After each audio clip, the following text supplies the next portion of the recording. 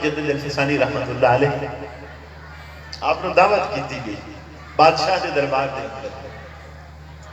اور انہوں نے کیا ایک عجیب لوگ ہیں امام ربانی دے نال جو ہیں ایک کھانا بھی ہر جگہ تو نہیں کھاندے، انہوں نے کی کیتا ایک طرف امیر لوگوں نے بٹھا دیتا، ایک طرف امام ربانی دے خلفاء نے بٹھا دیتا۔ امام ربانی رحمت اللہ علیہ خلفاء والی خوبصورت برتن رکھے، شہانہ برتن رکھے، لیکن جو کھانا ہاں وہ حرام رکھیا گیا، اور عمراء انہوں نے لین دے اندر سادہ برتن رکھے اور کھانا حلال رکھیا۔ آکے چیک کر دے ہیں کیسے صوفیان ہیں۔ تو امام ربانی رحمت اللہ علیہ خلیفہ اٹھے، انہوں نے کہا بھی ایک منٹ کھانا نہیں ہے، انہوں نے جتنے برتن ہاں ایک سارے خوبصورت اٹھا کے امیران دے کے رکھ دیتے، اور جتنے انہوں دے کے برتن انہوں نے فقیران دے کے رکھ دیتے۔ فرمایا اے انہوں دے شایان شان نہیں، انہوں دے شایان شان یہ انہوں نے ابتدا ہے۔ تو قاضی ثناء اللہ پانی پتی رحمت اللہ علیہ آپ فرماندے نے کہ اصل مرکز جو ہے اور رحمت عالم صلی اللہ علیہ وآلہ وسلم دا قلب اطہر ہے، اسے تہی تجلیات ساری کائنات جو برسلیاں ہیں، اور پھر اس تو ساری دنیا تقسیم ہو دیا ہیں۔ اور یہ بات کی ہے خواجہ محمد معصوم رحمت اللہ علیہ فرماندے نے کہ میں بارگاہ نبی حاضر ہویا تو میں مشاہدہ کیتا کہ کائنات کی تمام نعمتاں رسول اللہ صلی اللہ علیہ وسلم تے نازل ہو رہی ہیں اور اتھو ہی کائنات تے تقسیم ہو رہی ہیں۔ اور یہ حدیث پاک ہے، نبی پاک صلی اللہ علیہ وسلم نے فرمایا انما انا قاسم واللہ یعطی، کہ اللہ عطا کرنے والا ہے، میں تقسیم کرنے والا ہوں۔ اور اس کی شرح دے اندر شیخ عبدالحق محدث دہلوی رحمت اللہ علیہ آپ فرماندے نے کہ عطا بھی مطلقاً ہے، تقسیم بھی مطلقاً ہے، کہ ہر چیز اللہ عطا کردہ اور ہر چیز نبی پاک صلی اللہ علیہ وسلم تقسیم فرماندے نے۔ تو گویا کہ دنیا دی تمام نعمتاں خواجہ محمد معصوم رحمت اللہ علیہ فرماندے نے کہ میں مشاہدہ کیتا کہ تمام نعمتاں ہی نبی پاک صلی اللہ علیہ وسلم دے روزے تے ہی نازل ہو رہی ہیں اور اتھو ہی کائنات میں تقسیم ہو رہی ہیں۔ انہوں نے جو ایک خوبصورت نعمت کی ہے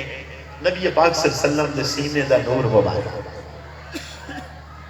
تو قاضی ثناء اللہ پانی پتی رحمت اللہ علیہ مثال دیتے ہیں، فرماندے نے لوگوں یاد رکھنا کہ کسی دا بھی قلب حضور دے نور تو بغیر روشن نہیں ہو سکتا، نبی پاک صلی اللہ علیہ وسلم دے نور تو بغیر کسی دا قلب منور نہیں ہو سکتا۔ تو دلیل اور خوبصورت مثال پیش کی تھی، آپ فرماتے ہیں نبی پاک صلی اللہ علیہ وسلم دی ذات ہے سراج منیرہ، تو اس نے مثال کی ہے کہ جس طریقے سورج ہے براہ راست زمین میں روشنی دے رہا ہے، تو براہ راست روشنی لین والے حضور دے صحابہ ہیں، اسے لئے پوری امت چوالا عرفہ ہے کہ انہوں نے نبی پاک صلی اللہ علیہ وسلم دے نور میں براہ راست حاصل کیتا، اور سب تو زیادہ جس شخصیت نے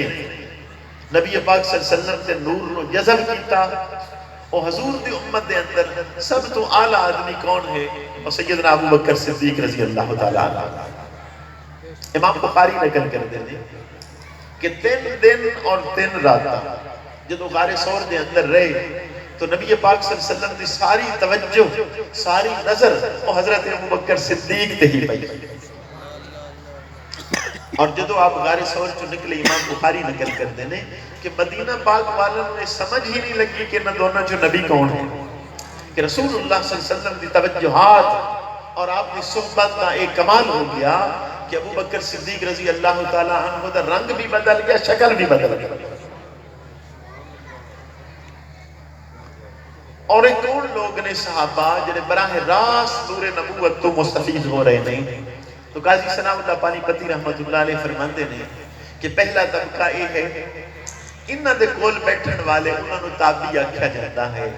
انہاں دے ایک واسطہ آ گیا اور براہ راست نہیں ہے بل واسطہ ہے، لیکن صرف ایک واسطہ ہے صحابہ دا، اگے تبا تابعین نے انہاں دے درمیان 2 واسطے آ گئے، اور مثال دیتے ہیں کہ سورج کی روشنی زمین تے آ رہی ہے،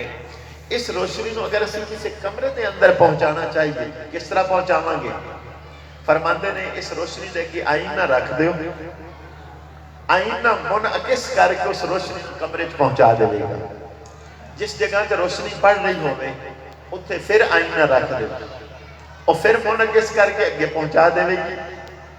جتھے اگے پہنچے اتھے پھر آئینہ رکھ دیو، جتھے مرضی انہوں 100 جگہ تے روشنی پہنچانا چاہو۔ ایک آئینہ ایسی چیز ہے کہ وہ اس روشنی نو منعکس کر کے اگے پہنچا دے گا۔ فرماندے نے ہن طریقہ کی ہونا چاہیے ہے حضور دے اس نور نو پہنچان دا، ایسے سینے چاہیے ہیں